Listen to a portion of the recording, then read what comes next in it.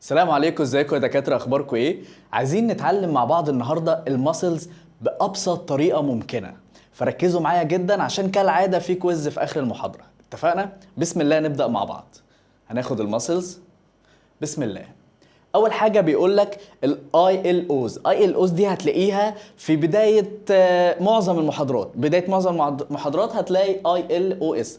دي بترمز لايه؟ بيقول لك intended learning outcomes، يعني في نهايه المحاضره المفروض تكون اتعلمت ايه. حتى بيقول لك اهو by the end of this chapter you should be able to، يعني في نهايه الشابتر ده انت المفروض تكون قادر تعمل ايه. اول حاجه identify any type of any muscle. هنتعرف على الانواع المختلفه للعضلات بكل بساطه باذن الله، ونتعرف على المودز اوف اتاتشمنت اوف ماسلز، يعني نعرف العضلات بتمسك ازاي. تمام. اول حاجه هنتعرف على انواع العضلات المختلفه. اول حاجه عندنا skeletal muscles. skeletal muscles، skeletal جاي من skeleton اللي هو هيكل، فلما اسمي لك skeletal muscles معناها العضلات الهيكليه. تمام. تاني نوع هي السموث ماسل اللي هي العضلات الملساء.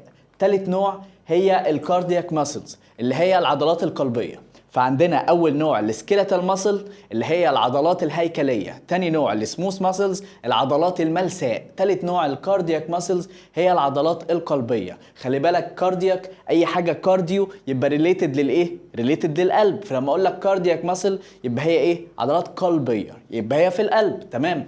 السكيلتال ماسل عرفنا سكيلتال ليه؟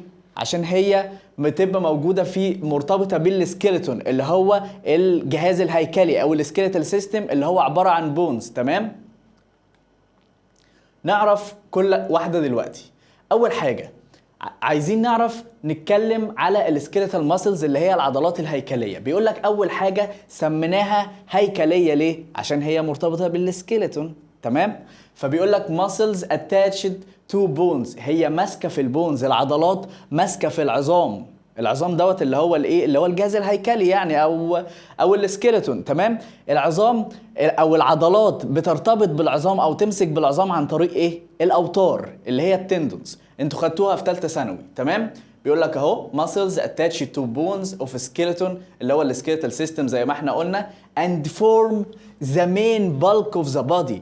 main bulk of the body فلما اقول لك انهي نوع من العضلات اللي فورم المين بالك يعني بيمثل اعلى نسبه، العضلات اللي بتمثل اعلى نسبه من كتله الجسم اللي هي العضلات الهيكليه او السكيلتال ماسلز. لما اجي في الام اس كيو اقول لك which type of muscles characterized by انها المين بالك of the muscles of the human body، تقول لي السكيلتال ماسلز. لما اقول لك الموست كومن ماسلز، العضلات الاكثر شيوعا في جسم الانسان، هي السكيلتال ماسلز. طيب بتمثل نسبة كبيرة من كتلة الجسم لدرجة انها بتوصل من 30 ل 40%، فعشان كده بقول لك main bulk of the body. تمام. فور اكزامبل يعني السكيلتال ماسلز دي ايه الامثلة بتاعتها؟ هي اسمها عضلات هيكلية. يعني ايه؟ هتلاقيها في الماسلز بتاعت الابر ليمب وفي اللور ليمب، يعني في العضلات في الطرف العلوي والطرف السفلي. فلما اقول لك عضلات في الطرف العلوي او الطرف السفلي هتبقى عضلات ايه؟ هتقول لي سكيلتال ماسل، يبقى عضلات هيكليه.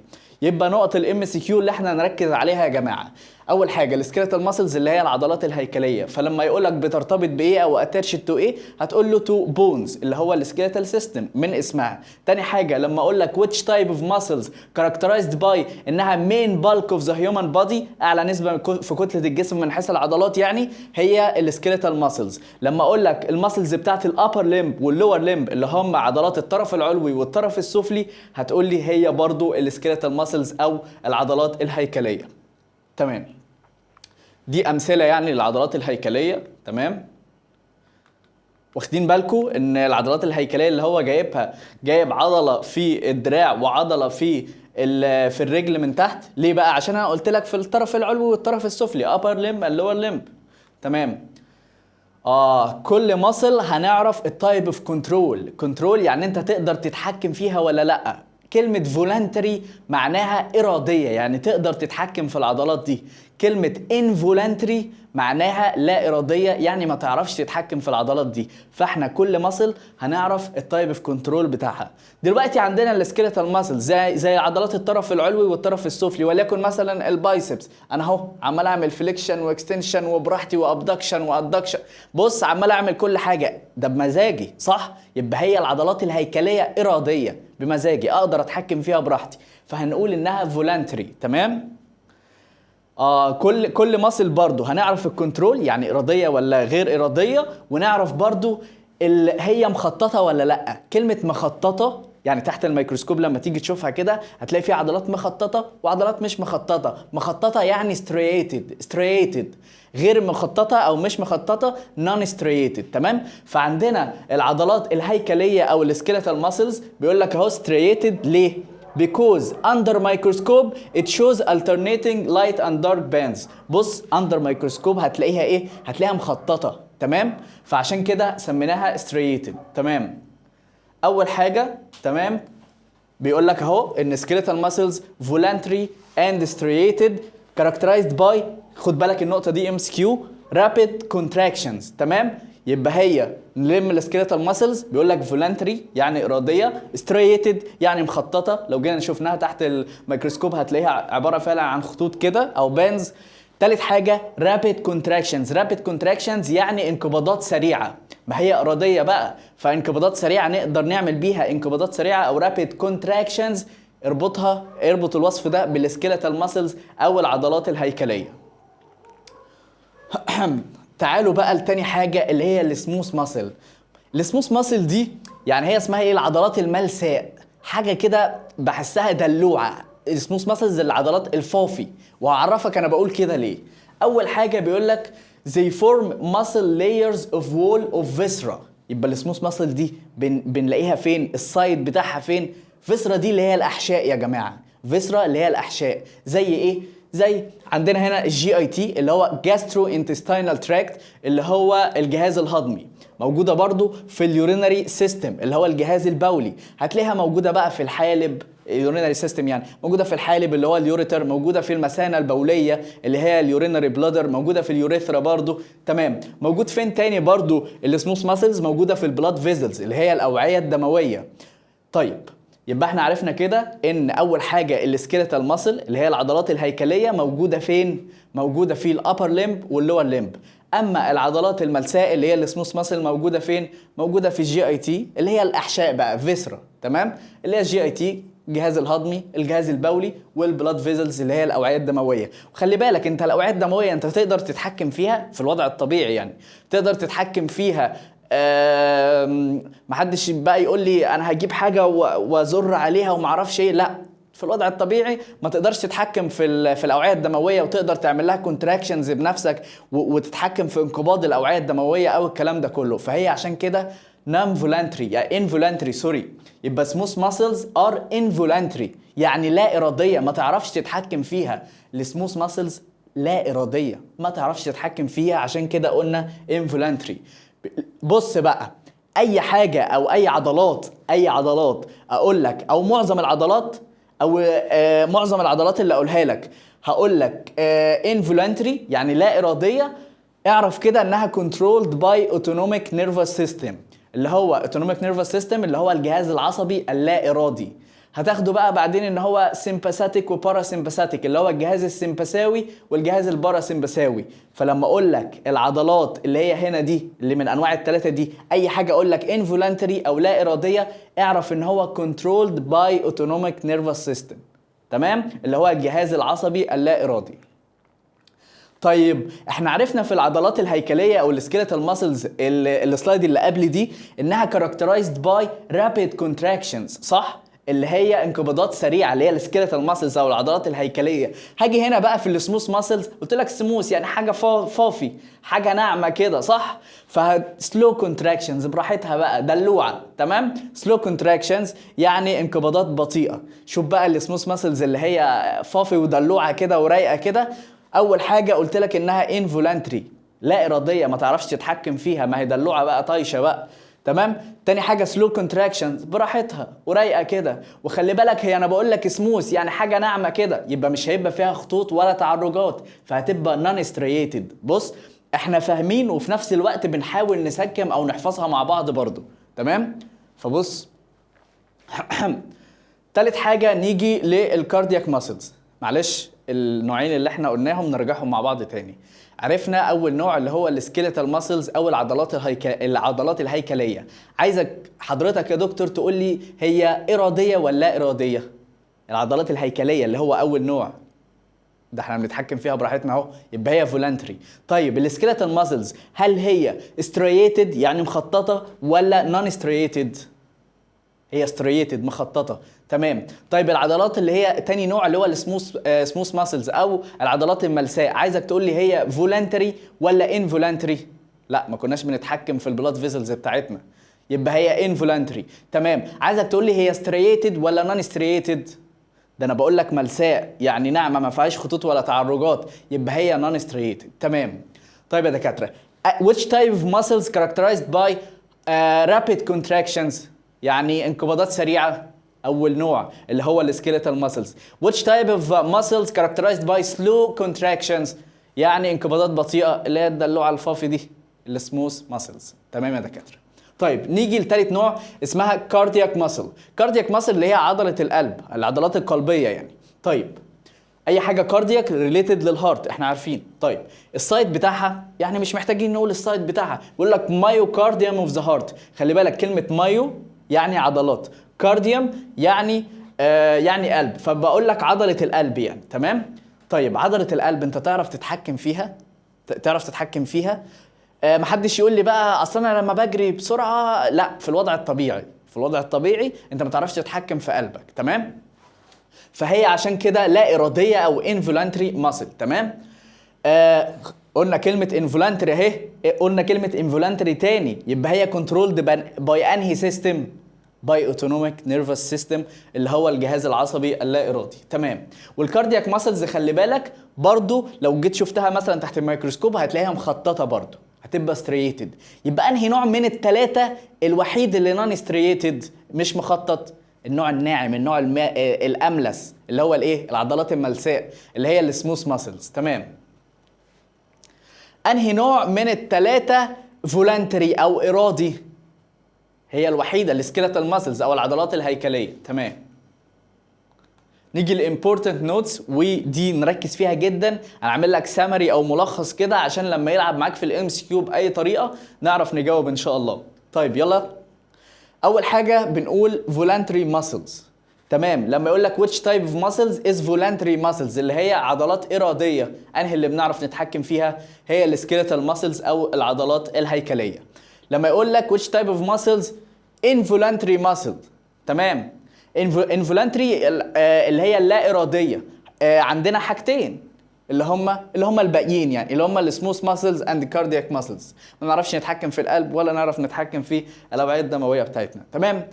لما يقول لك ستريتد ماسلز خلي بالك الستريتد كانوا اتنين، السكيليتال ماسلز اللي هي العضلات الهيكليه والكاردياك ماسلز العضلات القلبيه، الاثنين مخططين. طب انهي نوع من الثلاثه نون ستريتد مش مخطط؟ اكيد النوع الاملس الناعم ده هو اللي مش مخطط، ما فيهوش خطوط ولا تعرجات. تمام. يبقى هي السموث ماسلز. تمام. بص كاتب لك حتى بالعربي اهو عشان تفتكر افتكر انها ناعمه عشان كده مش مخططه يا دكتور. تمام. او which type of muscle characterized by rapid contractions يعني انقباضات سريعه هي السكيلتال ماسلز. طب انهي سلو كونتراكشنز اللي هي الفافي الدلوعه السموث ماسلز. طيب لما اقول لك الماسلز ان ابر ليمب واللور ليمب معظم الماسل دي بتبقى ايه؟ سكيلتال ماسلز. تمام. لما اقول لك ماسلز ان هارت اكيد يعني كاردياك ماسلز. تمام. طيب لما اقول لك الماسلز بتاعه الجي اي تي جاسترو انتستينال تراكت اللي هو الجهاز الهضمي، والريسبيراتوري كمان الجهاز التنفسي، واليورينري سيستم الجهاز البولي، والبلاد فيزلز الاوعيه الدمويه. طيب نوع الماسلز في الحاجات دي هيبقى سموث ماسلز او العضلات الملساء. تمام يا دكاتره. الموضوع هيبقى بسيط واحنا بنحاول كاننا بنذاكر مع بعض حرفيا. طيب parts of skeletal muscles عايزين نتعرف على الاجزاء بتاعه العضلات الهيكليه. تمام. طيب عندنا حاجه بصوا ماشي يا دكاتره، عندنا مثلا العضله دي يا دكاتره، شايفين هي دي العضله. اي عضله بتتكون من 3 اجزاء. اول حاجه ده بنسميه البيلي بتاع العضله، وده الجزء اللي في النص ده الجزء اللي في النص اللي هو عباره عن الحته فليشي اللي هي زي ما بيقول لك لحمه كده، فاهم؟ الحته المحمره دي. وعندنا الاوريجين وعندنا الانسيرشن. تمام. خلي بالك اي عضله فيها بيلي من هنا اللي هي الحته اللي في النص، عندنا هنا تندون بتمسك في العظام بايه؟ العضلات بتمسك في العظام بايه؟ بتندون او اوتار. عندنا هنا تندون وعندنا هنا تندون، يربطها لي بالايه؟ يربطها لي بالعظام. وخلي بالك بقى، عايز اقول لك ان اي عضله بيبقى فيها ايه؟ اوريجين وانسيرشن. اوريجين هي النقطه اللي طالع منها العضله، نقطه الاصل اللي طالع منها العضله. الانسيرشن الحته اللي هتمسك فيها. فلما اقول لك اوريجين هي الجزء الثابت من العضله. يعني مثلا عندنا في الحته دي هي طالعه من هنا، من الحته دي هي طالعه من هنا، العضله طالعه من هنا، يبقى ده الاوريجين. وخلي بالك طالما قلت لك كلمه اوريجين اربطها بكلمه فيكسد، الجزء الثابت من العضله. اما الجزء المتغير من العضله هو الانسيرشن، الحته اللي هتمسك فيها. بص ده الانسيرشن، دي الحته اللي مسكت فيها. يبقى اوريجين اربطها بكلمه فيكسد، حاجه ثابته في مكانها. اما الانسيرشن دي الحته الموفابل او موبايل، حاجه متحركه.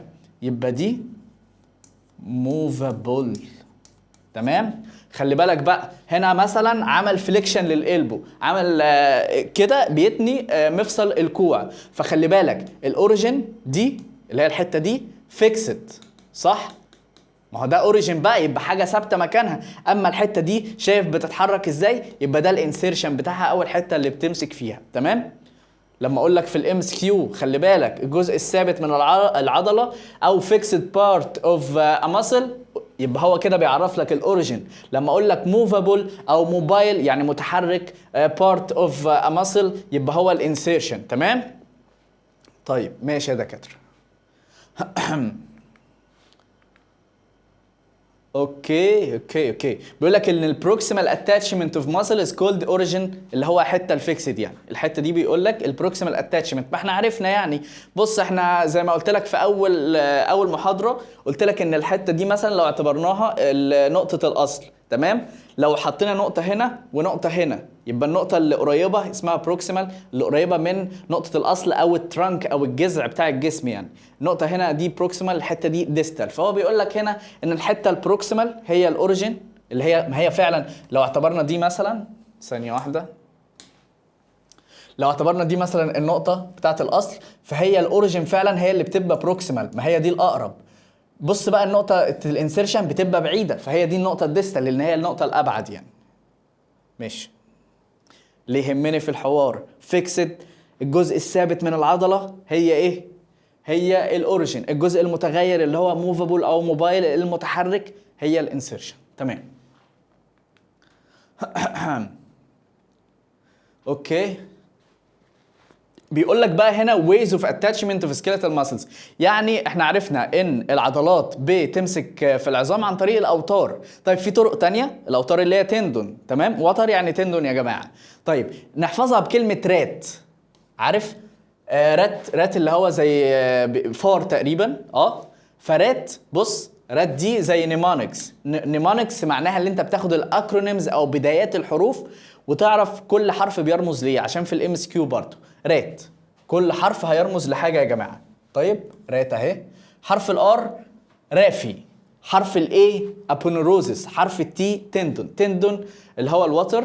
وخلي بالك الرافي دي انت هتاخدها بالتفصيل في الماسكولوسكيتال سيستم او اللوكوموتور، حاجه هتاخدها في الترم الثاني او في سنه ثانيه برضو. في ابونوروزس دي اربطها بكلمه فلات شيت اوف تندونز. فلات شيت يعني طبقه مسطحه من الاوتار. ابونوروزس طبقه مسطحه من الاوتار. تمام. اوكي اهو ابونوروزس فلات شيت اوف تندونز يعني طبقه مسطحه من الاوتار. تمام. خلي بالك بص يعني ده كذا وتر اهو. بص شايف الطبقه شيت فلات مسطحه وشيت من الاوتار، شايف؟ ده اسمه بالمر ابونوروزس. تمام.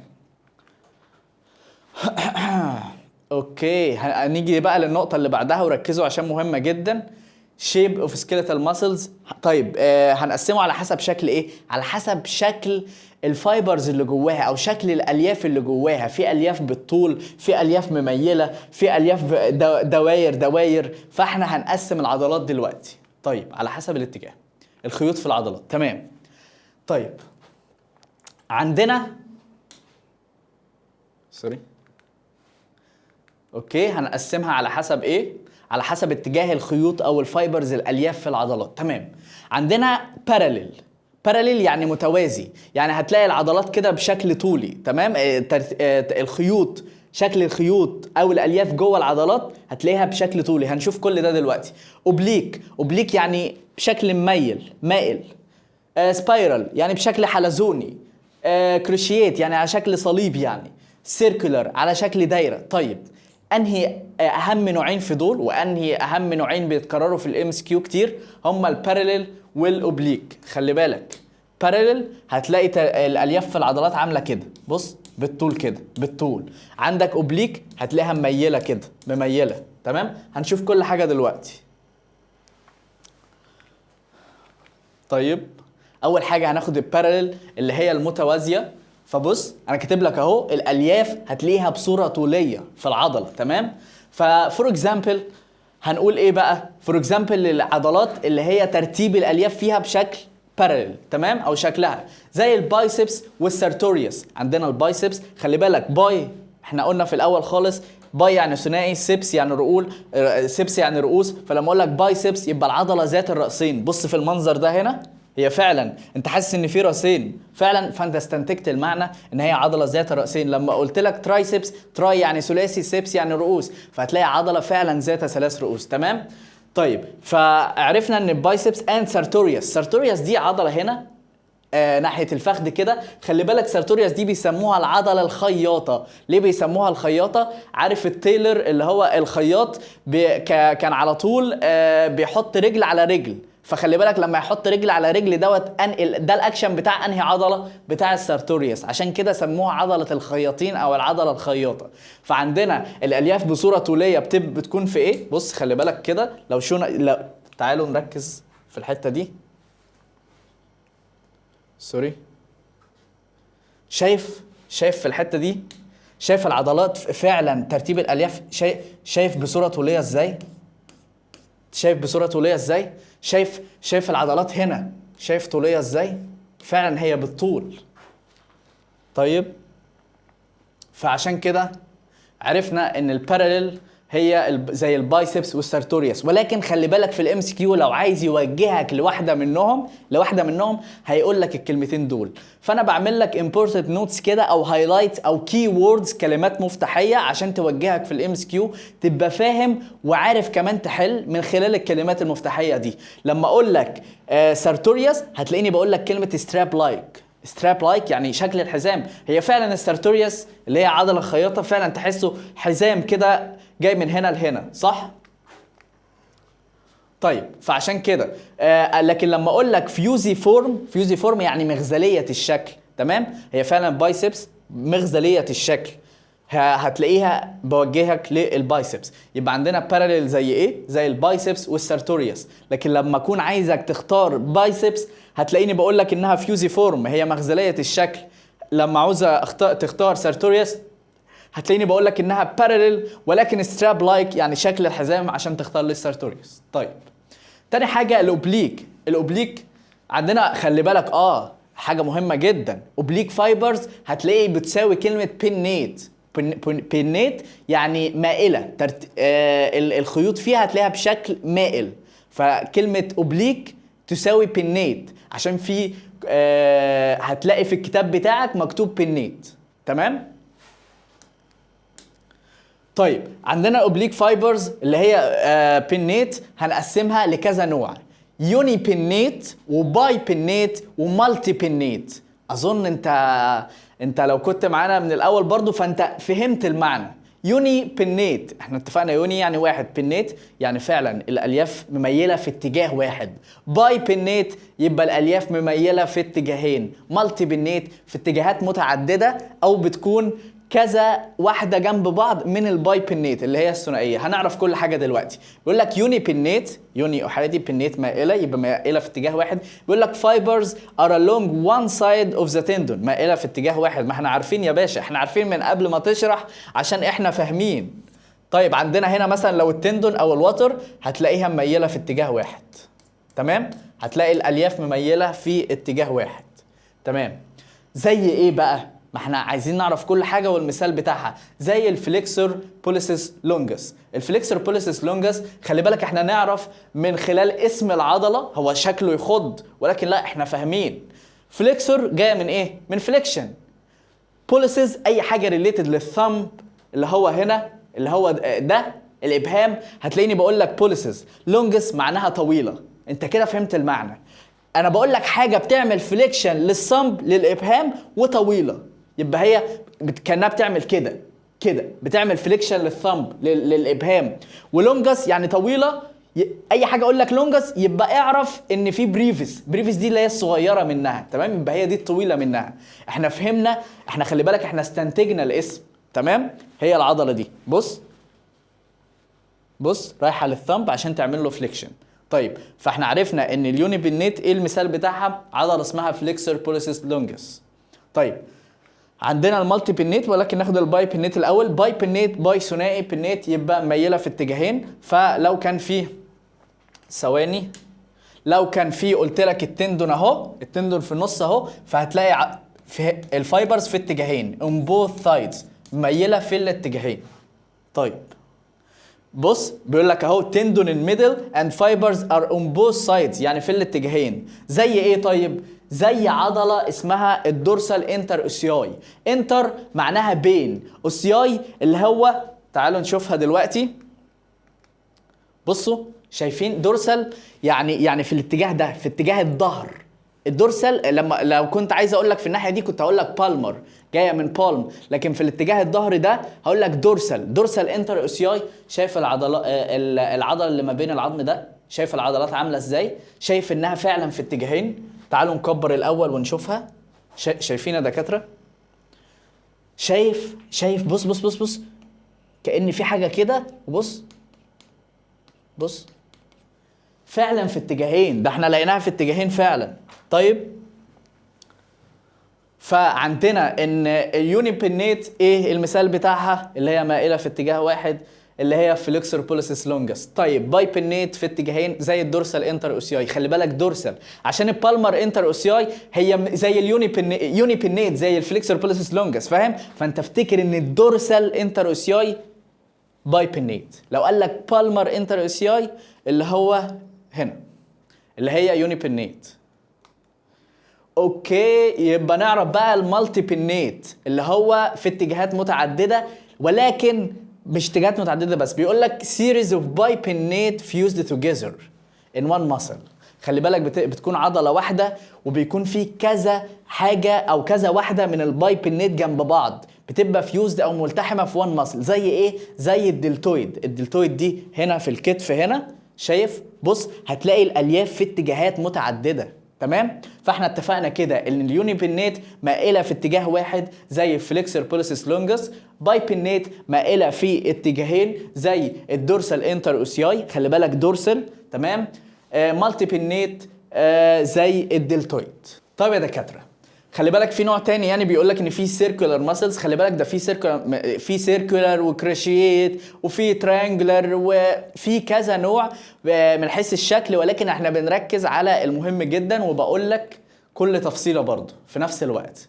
سيركولار ماسلز بيقول لك ماسل فايبرز فورم ا كومبليت سيركل، تمام؟ بيقول لك ان الالياف بتاعت العضلات بتكون دايره كامله. زي ايه؟ زي عضله الاربيكولاريس اوكيولاي. دي عضله هنا في العين او حوالين العين، مسؤوله عن الكلوجر بتاع الاي، يعني مش الرمش بتاع العين، لا مسؤوله عنها تقفل عينك يعني، تمام؟ خلي بالك تعالى بقى نقارن ما بين الباراليل والبينيت. بينيت اللي هي ايه؟ باراليل يعني متوازيه او طوليه. بينيت اللي هي ايه؟ اللي هي مائله، اللي هي تساوي اوبليك. برافو عليكم. خلي بالك لما اقول لك الباراليل او الطوليه دي هي طوليه بقى، طوليه، تمام؟ فهي وايد رينج اوف موفمنت، بتدي لك بتسمح لك برينج اكتر في الحركه، تمام؟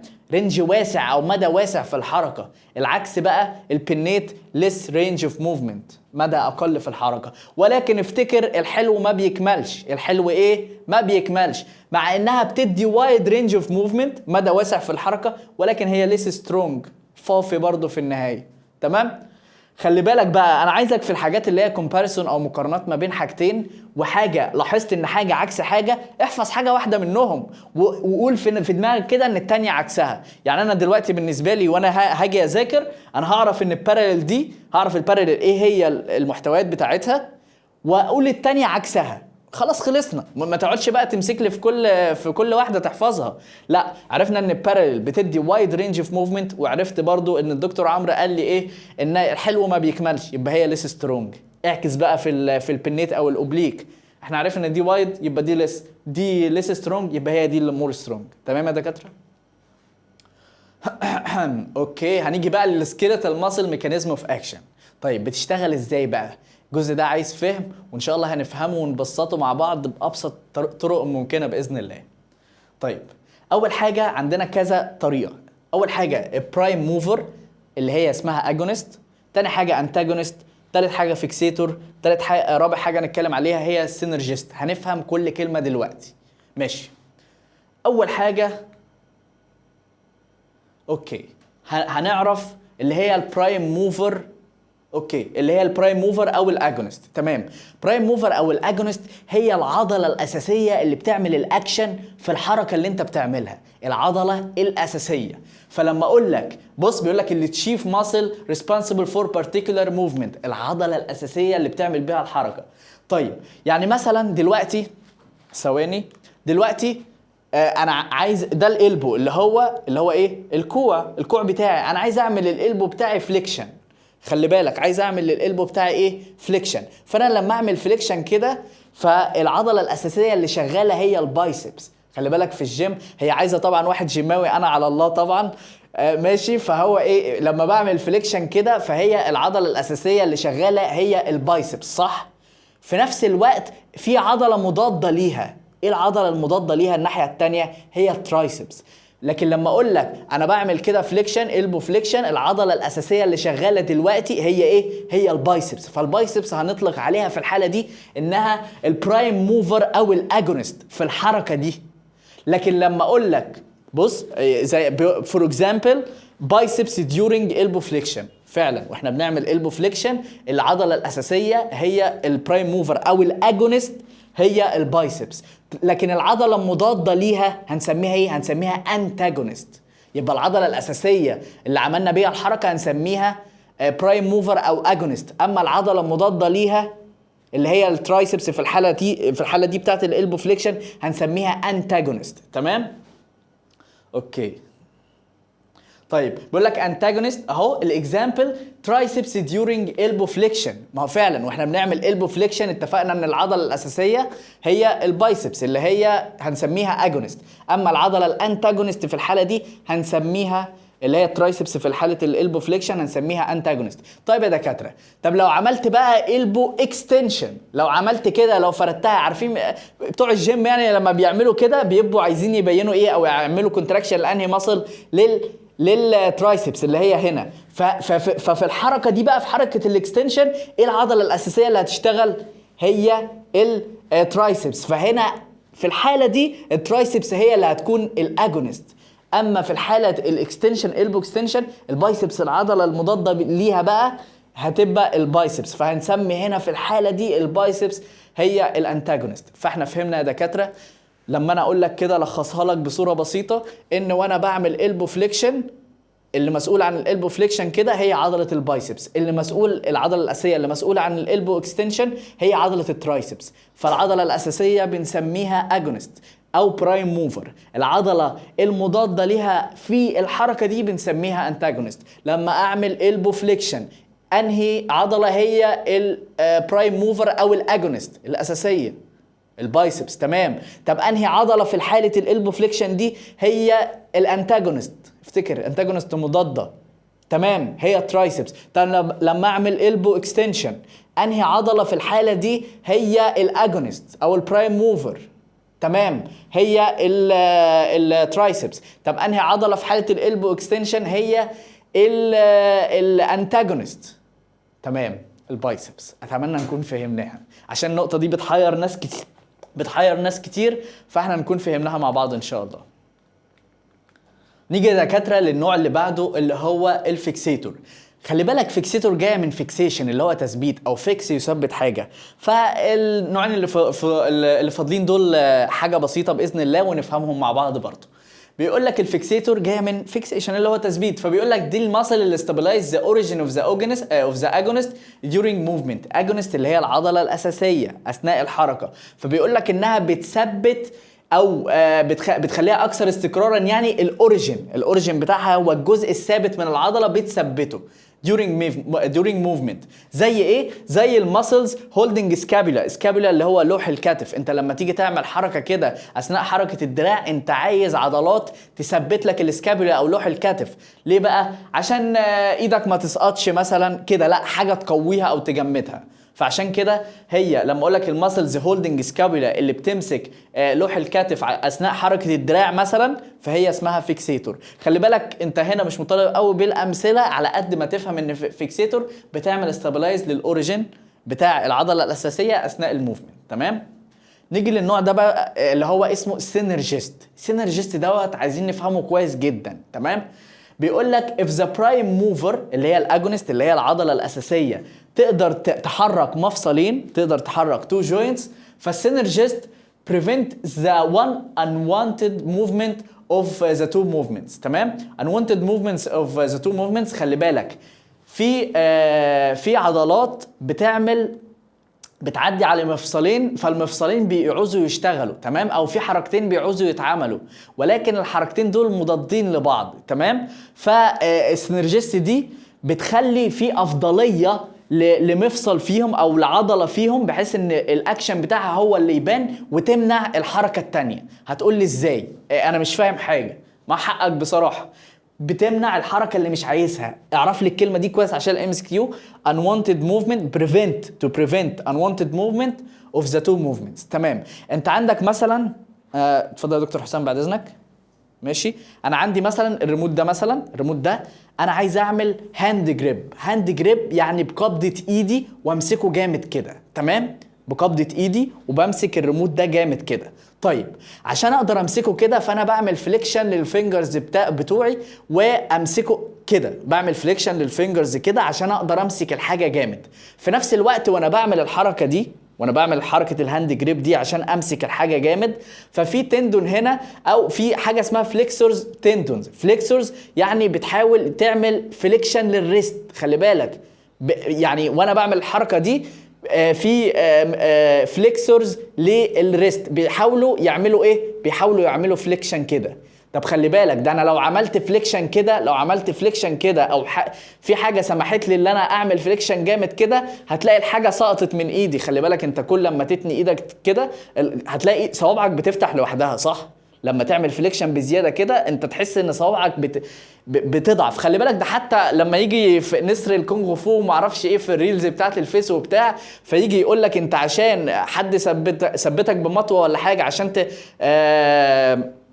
عشان تخليها تضعف القبضه بتاعته، بتعمل ايه؟ بتحاول بتتني ايده كده. لو تنيت ايده كده هتلاقي الصوابع دي فردت ووقع المطوه او الحاجه او الاله الحاده يعني اللي بيثبتك بيها ايا كان يعني. فخلي بالك احنا هنا عشان نعمل هاند جريب قويه، فهنا عندنا فليكسورز تندونز بيحاولوا يعملوا كده.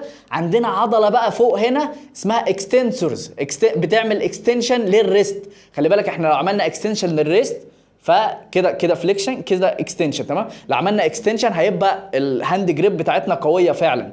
فاحنا عندنا هنا unwanted movement اللي هي الحركه اللي احنا مش عايزينها، اللي هو ايه؟ الحاجه اللي مش عايزينها تشتغل، اللي هي الفليكسورز اللي هنا دي، عشان ما يسقطش كده، ما يسقطش الحاجه من ايدينا. لا احنا عايزين نعمل هاند جريب او قبضه ايد قويه. فالسينرجيست هي العضله اللي فوق دي، في الحاله دي هي العضله اللي فوق دي اللي هتعمل لك اكستنشن ويكون ليها الاولويه، فيبقى الهاند جريب قويه. بص خلي بالك انت مش مطالب تفهم قوي التفاصيل دي كلها، ولكن انا عايز افهمك كل كلمه تكون فاهم ورايق كده عشان يلف ايه في الام سي كيو براحته. تمام. اللي عايزك تعرفه عشان الام اس كيو prevent unwanted movement. تمام. ماشي يا دكاتره، وانتوا دوركم هنا يا دكاتره ان شاء الله تشرفوني كالعاده باذن الله. اول حاجه بيقول لك which type of muscle is voluntary and striated. خلي بالك حاجتين، بيقول لك voluntary يعني اراديه و striated يعني مخططه. فايه الحاجه؟ خلي بالك احنا مش محتاجين نروح لمخططه، هو بيقول لك voluntary يعني اراديه، انهي نوع من الثلاثه ارادي او voluntary؟ هي السكيلتال ماسلز. تمام. السكيلتال ماسل هي الفولنتري وستريتد. تمام. تاني سؤال بيقول لك skeletal muscles under the microscope شو؟ بيقول لك no striations، لا ده هي مخططه striated. intercalated discs only، لا. branching fibers، تمام، لا. بيقول لك alternating light and dark bands، ايوه مناطق مضيئه ومناطق مظلمه، عشان هي كده بيقول لك مخططه، فاهم؟ يعني فيها تعرجات يعني، فهي دي alternating light and dark bands. بيحاول يلعب بالالفاظ يعني. تالت حاجه بيقول لك the cardiac muscle is located in، بيقول لك cardiac يعني related للهارت، اكيد يعني في المايوكارديوم اوف ذا هارت. ده سؤال بسيط بصراحه. تمام. السؤال الرابع بيقول which muscle type is characterized by slow contractions. خلي بالك بيقول لك slow يعني حاجه بطيئه ودلوعه او فافي، انهي نوع من العضلات؟ هي السموث muscles. تمام. نيجي اللي بعد بيقول لك muscles of the upper and lower limbs belong to، احنا اتفقنا الابر ليمب بالطرف العلوي واللور ليمب بالطرف السفلي عباره عن skeletal muscle. تمام. عضلات هيكليه. السؤال اللي بعده بيقول لك which is true regarding skeletal muscles، ايهما الاتي صحيح بالنسبه للعضلات الهيكليه؟ involuntary and striated، لا ده هي voluntary and striated، ايوه هي دي فعلا، هي اراديه ومخططه، هي دي فعلا true about skeletal muscles. تمام. بيحاول يركز قوي على السكيلتال ماسلز يعني. example of a circular muscle، خلي بالك circular جاي من سيركل اللي هي دايره، فانهي عضله من الحاجات دي على شكل دايره؟ مش عينك على شكل دايره صح؟ فالاربيكولاريس اوكيولاي اللي هي العضله المسؤوله عنها تقفل عينك يعني. تمام. هي الاربيكولاريس اوكيولاي. Which of the following is considered a multi-pinnate muscle؟ multi-pinnate يعني في اتجاهات متعددة أو series من البايبينات fused together in one muscle. أنهي نوع من دول اللي احنا قلنا عليهم وصفناه بالشكل ده؟ الدلتويد اللي هي في الكتف. السؤال اللي بعده بيقول لك during elbow flexion the antagonist muscle. during elbow flexion يعني بنعمل كده. الاجونست muscle اللي هي العضله الاساسيه او البرايم موفر بتبقى البايسبس، اما الانتاجونست المضاده ليها هي الترايسبس، فالمفروض هنا نختار ترايسبس. بالظبط ترايسبس. الحمد لله يا دكاتره، الحمد لله، ويا رب تكونوا فهمتوا كل حاجه وبسطنا كل حاجه ان شاء الله. وشكرا لكم يا دكاتره، لو احتجتوا اي حاجه اسالونا يعني، عيوننا ليكم في كل حاجه طبعا. السلام عليكم.